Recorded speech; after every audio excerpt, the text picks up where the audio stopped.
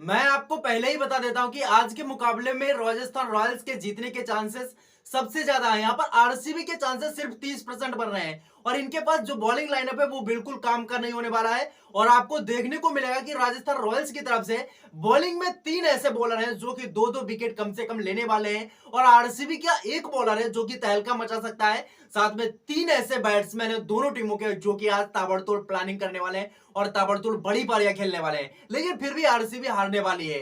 दोस्तों सबसे पहले मैं आपको बताता हूं, इस वीडियो में मैं आपको प्लेइंग 11 के साथ साथ इनका परफॉर्मेंस इस साल का क्या रहा है, कौन से बैटर के सामने कौन सा बॉलर अच्छा परफॉर्म कर सकता है, किसका विकेट कौन ले सकता है, ये सारी चीजें मैं आपको इस वीडियो में बताने वाला हूं। लेकिन उससे पहले आपसे एक बात कहूंगा, अगर आप क्रिकेट के लवर हैं और आप ड्रीम 11 फैंटेसी एप्लीकेशंस खेलते हैं तो इस चैनल को सब्सक्राइब कीजिए, क्योंकि यहां पर होती है आपको बहुत ही बेहतरीन प्लेइंग 11 के साथ एक रिकॉर्डेड प्रेडिक्शन मैं आपको देता हूं। ठीक है, तो सबसे पहले यहां पर राजस्थान रॉयल्स की बात करते हैं। तो राजस्थान रॉयल्स की प्लेइंग 11 कुछ इस प्रकार से रहेगी, देख पा रहे होंगे। एसएससी जायसवाल यहां पर 3 मैचेस खेल चुके हैं।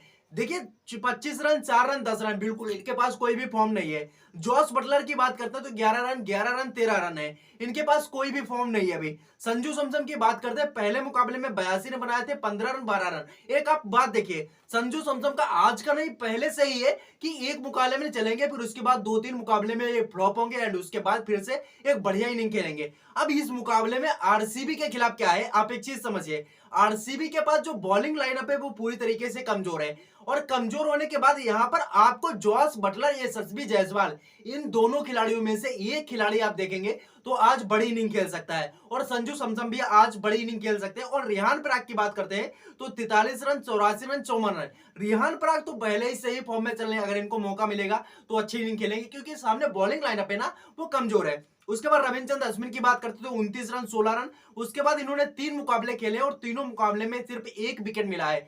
तो रविचंद्र अश्विन की बैटिंग जल्दी आ जाती है तो शायद कुछ एक अच्छा ऑप्शन हो सकते हैं। शुभम दुबे आपको पिछले मुकाबले में देखने को मिले और इस मुकाबले में भी आपको मिल सकते हैं, बेहतर ऑलराउंडर है लेकिन 8 रन ही बनाए थे।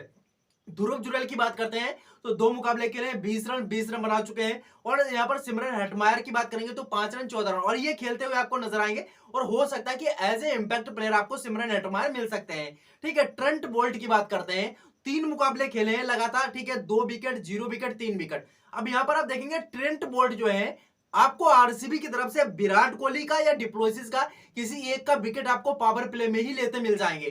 तो ट्रेंट बोल्ट आज के मुकाबले में एक बहुत ही बेहतर ऑप्शन हो सकते हैं इनके लिए, 2-3 विकेट तो कंफर्म है। ठीक है, उसके बाद आबेज खान की बात करते हैं, तीनों मुकाबले खेले हैं, सिर्फ 2 विकेट लिए हैं। नांद्रे बर्गर की बात करते हैं तो इन्होंने देखिए 3 मुकाबले खेले हैं, 1 विकेट, 2 विकेट, 3 विकेट। कहने का मतलब है भाई इनका परफॉर्म अच्छा चल रहा है और ग्लेन मैक्सवेल, अनुज रावत ये अच्छा खेलते हैं लेकिन विकेट लेने के चांसेस है। युजवेंद्र चहल की बात करते हैं, 1 विकेट, 2 विकेट, 3 विकेट। ये ऐसा स्पिनर है जो विकेट तो झटकेगा ही, ये खाली आने वाला नहीं बंदा है, चाहे भले ही 1 विकेट लेगा जरूर, लेकिन इस भी मुकाबले में मुझे लगता है कम से कम 2 विकेट युजवेंद्र चहल इस भी मुकाबले में लेने वाले हैं, क्योंकि आईपीएल के इतिहास में विकेट टेकर भी रह चुके हैं, एक बेहतर बॉलिंग करते हैं और इनका तो विकेट लेना लगभग में 2 से 3 विकेट लेना कंफर्म है। उसके बाद अगर हम यहाँ पर रॉयल चैलेंजर्स की बात करते हैं तो विराट कोहली की अपेक्षा देखेंगे, Virat Kohli 21 run, 77 run, 83 run, 22 run. लेकिन मुझे यहां पर नहीं लगता है कि विराट कोहली इस इनिंग में एक बड़ा स्कोर खड़ा कर पाएंगे, क्योंकि सामने इनको मिलेंगे ट्रेंट बोल्ट मिलेंगे, युजवेंद्र चहल मिलेंगे और नांद्रे बर्गर मिल सकते हैं। तो इनमें कोई ना कोई इनको पटक सकता है। ठीक है, उसके बाद डुप्लेसिस की बात करते हैं, इनके पास कोई फॉर्म ही नहीं है। खिलाड़ी अच्छे चल गए तो बड़ा रिकॉर्ड बना देंगे, लेकिन यहाँ पर इनके पास कोई भी फॉर्म नहीं है, हो सकता है इस मुकाबले में कुछ कर सकते हैं। मैं आपको पहले ही बता रहा हूं इन दोनों खिलाड़ियों में से एक खिलाड़ी इसमें भी, जैसे कि यशस्वी जायसवाल एंड जॉस बटलर में एक खिलाड़ी बड़ा खेलेगा और इन दोनों खिलाड़ियों में एक बड़ा खेलेगा। और इसमें चांसेस जो है यहाँ पर मेरे ख्याल से डुप्लेसिस खेल सकते हैं, बड़ा इनिंग है यहाँ पर। रजत पाटीदार की बात करते हैं, 0-18, 3-29, इनके पास कुछ खास नहीं है लेकिन बढ़िया खेलते हैं।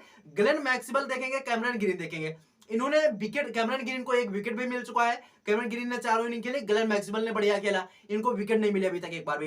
इस मौके में क्या है, इनको विकेट लेना और भी मुश्किल हो सकता है यहां पर भी। ठीक है, लेकिन यहां पर आप ग्लेन मैक्सवेल को ट्राई कर सकते हैं, कैमरन ग्रीन को, क्योंकि ये बॉलिंग भी करेंगे तो इस वजह से इनको आप ट्राई कर सकते हैं अपने प्रेडिक्शन में। ठीक है, उसके बाद अनुज रावत की बात करते हैं, 48, 11, 3, 11, तो यहाँ पर इनके पास भी कुछ खास फॉर्म नहीं है। लोमरर की बात करें तो 17 रन एक इनिंग के लिए। दिनेश कार्तिक को अगर मौका मिलेगा तो एक बड़ी इनिंग खेल सकते हैं, लगभग में अर्धशतकीय पारी खेल सकते हैं अगर जल्दी विकेट गिरते हैं तो। ठीक है, उसके बाद मयंक डागर की बात करेंगे तो इन्होंने कुछ खास नहीं कर पाया है, और मयंक डागर मुझे नहीं लगता राजस्थान के सामने कुछ बढ़िया कर पाएंगे। ठीक है, मोहम्मद सिराज इस मुकाबले में विकेट झटक सकते हैं, चाहे वो यशस्वी जायसवाल को या बटलर का हो या रविचंद्रन अश्विन का हो या रिहान पराग का हो, इन चार में से किसी एक का विकेट मोहम्मद सिराज लेने वाले हैं। ठीक है, उसके बाद बात करते हैं यश दयाल की। तो यश दयाल ने यहाँ पर 4 मुकाबले खेले, चारों मुकाबले में एक एक विकेट लिया। अलजारी जोसेफ की बात करते हैं, 3 मुकाबले खेले, कोई विकेट नहीं लिया। हालांकि यहाँ पर अलजारी जोसेफ इस मुकाबले में इंपैक्ट प्लेयर के तौर पर आ सकते हैं, लेकिन यहाँ पर मुझे नहीं लग रहा कोई विकेट लेंगे।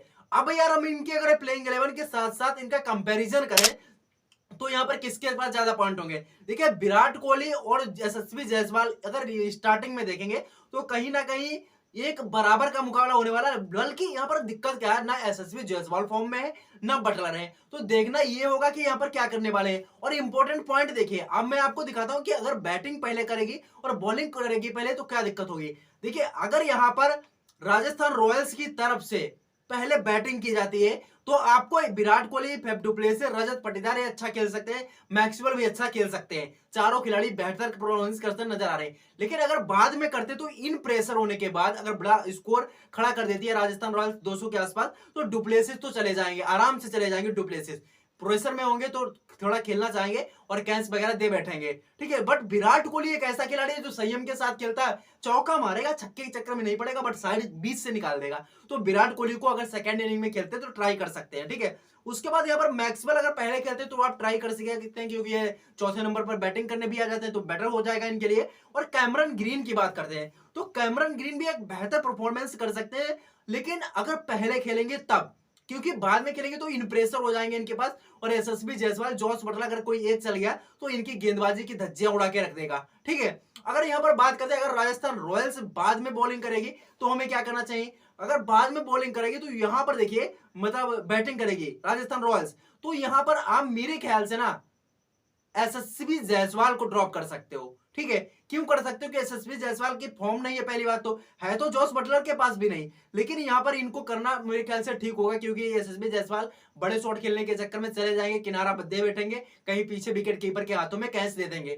ठीक है, उसके बाद विकेट कीपर में बॉलिंग लाइनअप में ट्रेंट बोल्ट को भी ले सकते हो, नांद्रे बर्गर को भी ले सकते हो, युजवेंद्र चहल को भी ले सकते हो। इनके पास ऑलराउंडर रविचंद्रन अश्विन मुझे नहीं लगता कुछ खास करने वाले हैं, लेकिन इनमें तीनों आप चाहे तो तीनों लोगों को ले सकते हैं अपने रिस्क पे। ठीक है, अगर कैप्टन एंड वाइस कैप्टन की बात करते हैं तो मेरे ख्याल से इस मुकाबले में या तो आप जॉस बटलर को कैप्टन बना सकते हो या विराट कोहली को बना सकते हो, जो कि मैंने कंडीशंस बता दें, पहले बैटिंग करेगा तब क्या करना चाहिए। और यहाँ पर मैक्सवेल या कैमरन ग्रीन को भी आप वाइस कैप्टन के तौर पर चूज कर सकते हो। क्यों कर सकते हो, क्योंकि इनके पास अगर बैटिंग मिली तो एक अच्छा प्रदर्शन भी कर सकते हैं और साथ में बॉलिंग लाइन के जरिए ये विकेट भी ले सकते हैं, क्योंकि जो भी इनके पास बॉलिंग लाइनअप है उससे अच्छा तो मैक्सवेल या कैमरन ग्रीन कर सकते हैं। तो ये कुछ रहने वाला है, तो आप लोग अपने थोड़े बेसिस पर काम करें। मैं आपको एक चीज और बता देता हूं, जिस तरीके से ये फैंटेसी एक्सपर्ट्स आजकल लोग बड़े बड़े सब विफल हो रहे हैं। ठीक है, तो इस बीच मैं आपको बता रहा हूं, सबसे पहले तो आप अपने रिकॉर्ड्स नोट कीजिए, आप थोड़ी सी रिसर्च करिए, जिस टीम के बीच मुकाबला है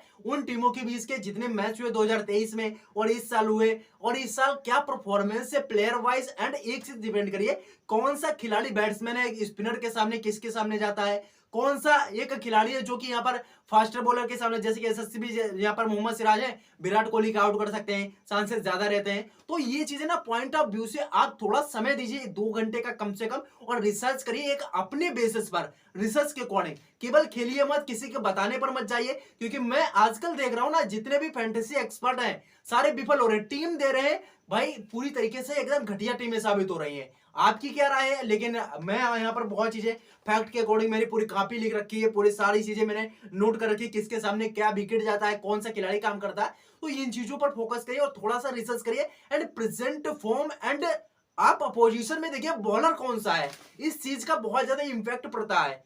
तो आप लोग बिल्कुल पूरी तरीके से 100% सेफ तरीके से खेलिए।